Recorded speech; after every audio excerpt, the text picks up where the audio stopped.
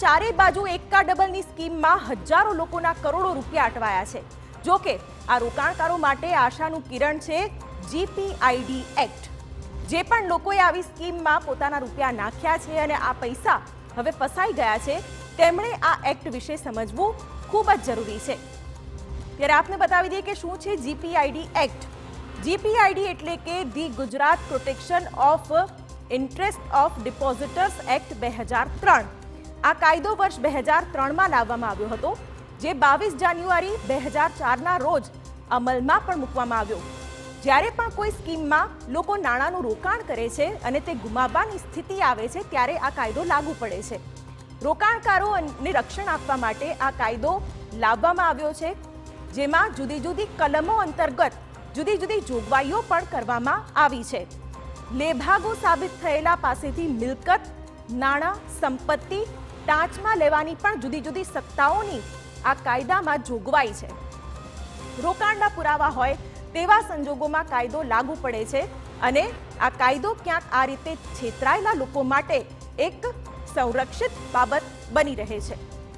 ત્યારે પણ જીપીઆઈડીનો કોઈ કેસ દાખલ થાય છે, એ પછી પોલીસની કામગીરી એવી હોય કે જે વ્યક્તિએ ચીટિંગ કર્યું છે જીપીઆઈડી એક્ટ નીચે, એની પ્રોપર્ટી ટાચમાં લેવાય છે, એનું બેંક ખાતું ટાચમાં લેવાય છે અને એનો રિપોર્ટ પોલીસે સરકારમાં જમા કરાવવાનો હોય છે અને ત્યારબાદ એ રિપોર્ટ કોર્ટમાં રજૂ કરીને જે પણ લોકો સાથે ચીટિંગ થયું છે, કોર્ટ એ લોકોમાં આ જે પૈસા છે, જે ચીટિંગના પૈસા, એ ડિસ્પર્સ કરી શકે, પ્રોપર્ટી છે એ ડિસ્પર્સ કરીને એ લોકોને પૈસા પરત આપી શકે, એવી જોગવાઈ આપેલ છે। બીઝેડ ગ્રુપ સહિતની વિવિધ કંપનીઓએ અનેક રોકાણકારોને રડાવ્યા છે, ત્યારે આ કાયદો આવા રોકાણકારોને તેમની પાસેથી પૈસા પરત કરાવવાનો ઘણો મદદગાર સાબિત થઈ શકે છે। સીઆઈડી ક્રાઇમે પણ આ વાતની ખાતરી આપી હતી। જો કે કેટલીક સંસ્થાઓ આ કાયદામાંથી બાકાત છે, જેમાં સેબી, કોઈપણ ભાગીદારી પેઢીમાં ભાગીદારોએ કરેલું રોકાણ, કેટલીક બેંક તેમજ સિક્યોરિટી ડિપોઝિટ, ડીલરશીપ ડિપોઝિટ વગેરેનો સમાવેશ છે। આ કાયદા હેઠળ સજાની જુદી જુદી જોગવાઈઓ પણ રાખવામાં આવી છે, જેમાં ઓછામાં ઓછી 3 વર્ષ અને વધુમાં વધુ 6 વર્ષ સુધીની સજાની પણ જોગવાઈ કરવામાં આવી છે। આ ઉપરાંત 10 લાખ રૂપિયાના દંડની પણ આમાં જોગવાઈ કરવામાં આવી છે। મુજબ કલમ 5 મુજબ રાજ્ય સરકાર અધિકારીને નોમિનેટ કરી શકે છે અને કલમ 9 મુજબ આ કાયદા દ્વારા ખાસ અદાલતો કે જે ડિસ્ટ્રિક્ટ એન્ડ સેશન્સ લેવલની અદાલતો નોમિનેટ કરેલી છે, એ મુજબ આ કેસો ચલાવવાની સત્તા સેશન્સ કોર્ટ ના જે જ્યુડિશિયલ ઓફિસરો છે એ સેશન્સ લેવલે સત્તા આપવામાં આવેલી છે। ત્યારબાદ આ ડિપોઝિટરોના નાણાંમાંથી અનધિકૃત રીતે ઊભી કરેલી જે મિલકતો છે, એ મિલકતો જપ્ત કરવાની કલમ 12 મુજબની જે જોગવાઈ છે, એ મુજબ તમામ મિલકતો જપ્ત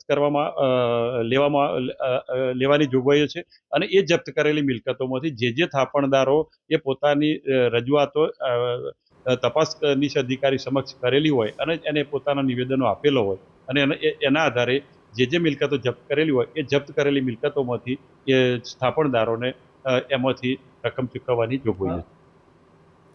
જો કે વર્ષોથી કાયદા ક્ષેત્રે અનુભવ ધરાવનારાઓનો એવો પણ મત છે કે કાયદાના અમલીકરણમાં ક્યાંક ને ક્યાંક તંત્ર નિષ્ફળ રહ્યું હોય તેવું છે। એટલે આ કાયદો કાગળ પર જ છે અને પછી લોર્ડશિપ પાર્ટીવાળાનો સારો ચુકાદો હતો હાઈકોર્ટનો, પણ તમને ખરેખર કહું તો વાસ્તવિકતામાં ચિત્ર જુદું છે, કોઈ અમલીકરણ નથી।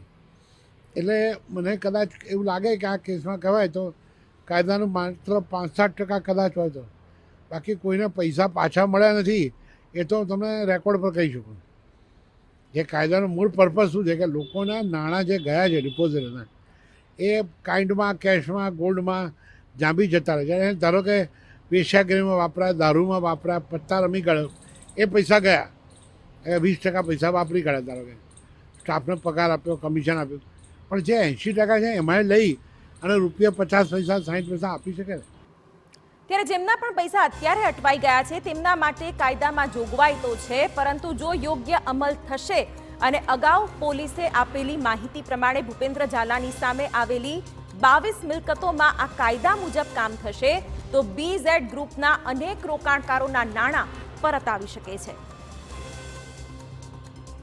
પોન્જી સ્કીમ જેવી અનેક સ્કીમોમાં રોકાણકારોએ ગુમાવેલા નાણાં અને તે નાણાંનું હિત જળવાય તે કારણસર જીપીઆઈડી એક્ટને લાવવામાં આવ્યો, પરંતુ 2004 બાદથી અમલમાં આવેલા આ કાયદાના અમલીકરણમાં ક્યાંક ને ક્યાંક કચાશ જોવા મળી રહી છે અને કાયદાવિદોના મતે હજુ પણ કડકપણે આ કાયદાની અમલવારી કરવાની ખૂબ તાતી આવશ્યકતા છે. ક્યારે આ કાયદાનું ચોક્કસપણે અમલીકરણ થાય છે તેના પર પણ સૌની નજર રહેલી છે. તે જ બાબતો સાથે રોકાણકારોને પણ પોતાના પૈસા પરત મળે તેવું પણ લોકો ઈચ્છી રહ્યા છે. દીપક સેન સાથે રોનક વર્મા, TV9 અમદાવાદ.